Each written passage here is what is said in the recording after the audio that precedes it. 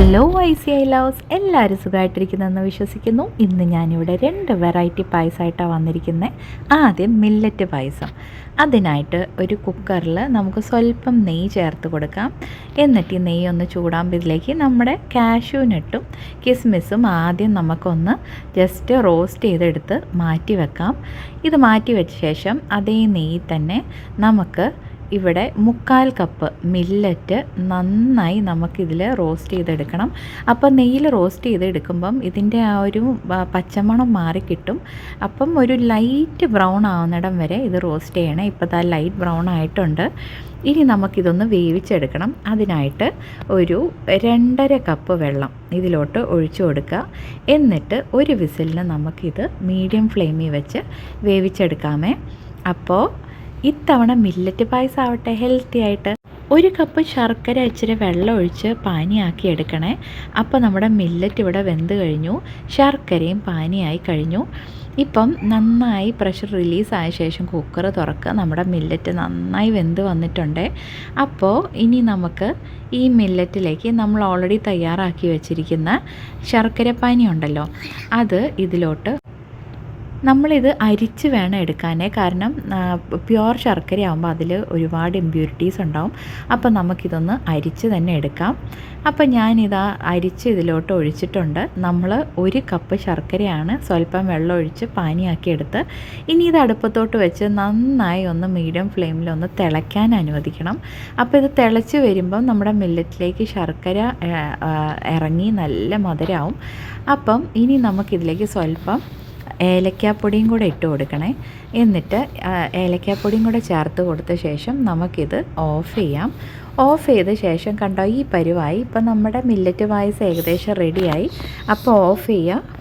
എന്നിട്ടൊരു ബൗളിലേക്ക് ഇതെടുത്തിട്ട് 1/4 പാൽ, തേങ്ങാപ്പാൽ 1/4 പാൽ ഒരു 1/2 കപ്പ് ഇതിലേക്ക് ഒഴിച്ചു കൊടുക്കുക.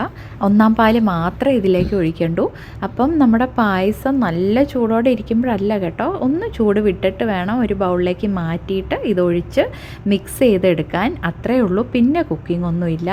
നമ്മുടെ മില്ലറ്റ് പായസം ഇവിടെ തയ്യാറായി. നമ്മൾ ഓൾറെഡി റോസ്റ്റ് ചെയ്ത് വെച്ചിരിക്കുന്ന നമ്മുടെ കാഷ്യൂവും കിസ്മിസും ഒക്കെ ഇതിൻ്റെ മുകളിലോട്ട് ഇട്ട് കൊടുക്കുക. അത്രയേ ഉള്ളൂ.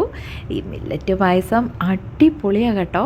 സദ്യയൊക്കെ കഴിച്ച് കഴിഞ്ഞിട്ട് പപ്പടവും പഴവും ഒക്കെ ചേർത്ത് ഇളക്കി കഴിക്കാൻ പറ്റിയ പായസമാണ് കേട്ടോ. ഒരു അസാധ്യ ടേസ്റ്റാണ്. അതുകൊണ്ട് തീർച്ചയായിട്ടും ഇത്തവണ നിങ്ങൾ മില്ലറ്റ് പായസം ഒന്ന് തയ്യാറാക്കി നോക്കണേ. എപ്പോഴും പോലെ ഫീഡ്ബാക്ക് അറിയിക്കണേ. അപ്പോൾ ഇനി അടുത്ത പായസത്തിലേക്ക് കിടക്കാം. അടുത്തത് പാലട ബാദാം പിസിൻ പായസം. ഇതിനായിട്ട് ഇതാണ് ബാദാം പിസിൻ, കടകളിൽ കിട്ടും. ഞാൻ സ്വല്പം ബാദാം പിസിൻ എടുത്തിട്ടുണ്ട്. എന്നിട്ട് ഇത് എളുപ്പം നമുക്ക് സോക്ക് ചെയ്തെടുക്കാൻ വേണ്ടി, കുതിർത്തെടുക്കാൻ വേണ്ടി ഞാൻ ചെറുതായിട്ട് ഇതൊന്ന് പൊടിക്കുന്നുണ്ട്. ഇപ്പോൾ നിങ്ങൾ തലേദിവസം തന്നെ വെള്ളത്തിൽ ഇട്ട് വെക്കുക, രാത്രി ഇട്ട് വെക്കുകയാണെങ്കിൽ പൊടിക്കേണ്ട ആവശ്യമില്ല. ഞാനിതാ 2 മണിക്കൂർ കൊണ്ട് സോക്കായി കിട്ടാനാണ് ഇനി വെള്ളം ഒഴിച്ച് വെച്ചിട്ടുണ്ട്. ഇനി നമുക്കൊരു കുക്കറിൽ നമുക്ക് 1 കപ്പ് പാലെടുക്കാം. ഫുൾ ഫാറ്റ് പാലെടുക്കുക. ഇതിലേക്ക് ഏകദേശം ഒരു 1/2 കപ്പ് അല്ലെങ്കിൽ ഒരു 1/4 കപ്പ് നിങ്ങളുടെ മധുരത്തിൻ്റെ ഇഷ്ടം അനുസരിച്ച് ഒഴിക്കുക. ഞാൻ 1/4 കപ്പ് ഒഴിച്ചു. കാരണം നമ്മൾ സോക്ക് ചെയ്ത ബാദാം പിസിൻ ചേർക്കുന്നുണ്ട്. അപ്പോൾ അതുകൂടെ കരുതി വേണം മധുരം ചേർക്കാൻ. അപ്പം മധുരം കുറഞ്ഞു പോകാൻ സാധ്യതയുണ്ട്. അപ്പോൾ 1/4 കപ്പ് കണ്ടൻസ് മിൽക്ക് ഞാൻ ഒഴിച്ചിട്ടുണ്ട്. എന്നിട്ട് നന്നായി മിക്സ് ചെയ്തെടുത്ത് ഞാൻ മീഡിയം ഫ്ലെയിമിൽ ഞാനിത് കുക്കർ അടച്ച് വെച്ച് ഒരു വിസിലിന് ഞാനിത് വേവിക്കാൻ പോവുകയാണേ. അപ്പോൾ ഈ സമയം കൊണ്ട് നമുക്ക് നമ്മുടെ അട നമുക്ക് ഒന്ന് വേവിച്ചെടുക്കാം. തിളയ്ക്കുന്ന വെള്ളത്തിലേക്ക് 1/4 കപ്പ് അട ഞാൻ ഇട്ട് കൊടുത്ത് വേവിച്ചെടുത്തിട്ടുണ്ട്. ഇതിൻ്റെ ആ ഒരു പശപ്പശപ്പ് മാറാൻ അപ്പം തന്നെ 2 പ്രാവശ്യം നന്നായി ഇത് കഴുകിയെടുക്കുക. അപ്പോൾ അതിൻ്റെ പശപ്പശപ്പ് മാറി കിട്ടും. എന്നിട്ട് ഇതിൻ്റെ വെള്ളമൊക്കെ കളഞ്ഞ് അവിടെ വെക്കുക. ഈ സമയം കൊണ്ട് നമ്മൾ പാല് വേവിക്കാൻ വെച്ചിരുന്ന കണ്ടൻസ് മിൽക്കും പാലും കൂടെ അത് എപ്പോഴും ഓർക്കണം, ഹൈ ഫ്ലെയിമിൽ വെക്കുകയേ ചെയ്യരുത്, മീഡിയം ഫ്ലെയിമിലേ വെക്കാവൂ. അപ്പോൾ അത് വെന്ത് കഴിഞ്ഞു. അതിൻ്റെ പ്രഷർ റിലീസ് ചെയ്ത് കഴിഞ്ഞ ശേഷം നമുക്ക് തുറക്കാൻ. നല്ല പിങ്ക് കളറിൽ അഥവാ കാരമൽ കളറിൽ നമ്മുടെ പാല് റെഡിയായി.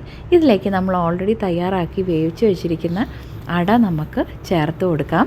അപ്പോൾ ഈ അട ചേർത്ത് കൊടുത്ത് മിക്സ് ചെയ്യുക. അപ്പോൾ ഈ സ്റ്റേജ് വരെ ആകുമ്പോൾ നിങ്ങൾക്ക് നോക്കുമ്പോൾ പാലട പോലെ തോന്നും. പക്ഷെ അല്ല, നമ്മൾ ബാദാം പിസിൻ കുതിർത്ത് വെച്ചിരുന്നു, അത് മറക്കാൻ പാടില്ലല്ലോ. ഇതാ കണ്ടോ, കുതിർത്ത ബാദാം പിസിൻ ഇങ്ങനെയാവും. ഇതിലെ വെള്ളമൊക്കെ ഒന്ന് മാറ്റിയിട്ട് നമ്മൾ ഈ കുതിർത്ത് വെച്ചിരിക്കുന്ന ബാദാം പിസിൻ നമ്മുടെ പാലട പായസത്തിലേക്ക് ചേർത്ത് കൊടുക്കുക. എന്നിട്ട് നന്നായി മിക്സ് ചെയ്യുക. എന്നിട്ടൊന്ന് ചൂടാറാൻ വെക്കുക. അപ്പോഴത്തേക്ക് ഇത് നല്ല കട്ടിയാവും. പാലട പായസം, നോർമലായിട്ടൊരു പാലട പായസം ഉണ്ടാക്കി കഴിക്കുന്നേക്കാളും ഈ ബാദാം പിസിൻ ചേർത്തിട്ടുള്ള പായസം അസാധ്യ രുചിയാണ്. നിങ്ങൾ തീർച്ചയായും ഇപ്രാവശ്യം ഇത് ട്രൈ ചെയ്ത് നോക്കുക. ഒരു വെറൈറ്റി ആവശ്യമല്ലേ എപ്പോഴും. അപ്പോൾ ദാ നമ്മുടെ ബാദാം പിസിൻ, പാലട ബാദാം പിസിൻ പായസം റെഡിയായി.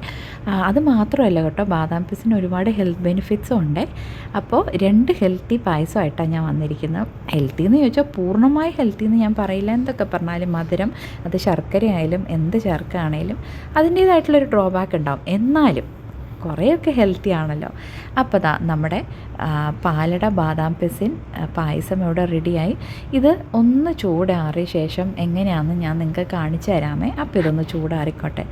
ഇപ്പോൾ ദാ നമ്മുടെ അടിപൊളി പാലട ബാദാം പിസിൻ പായസം ഇവിടെ റെഡിയായി. നല്ല കട്ടിയായിരിക്കുന്നത് കണ്ടോ, ക്രീമി ആയിട്ട്.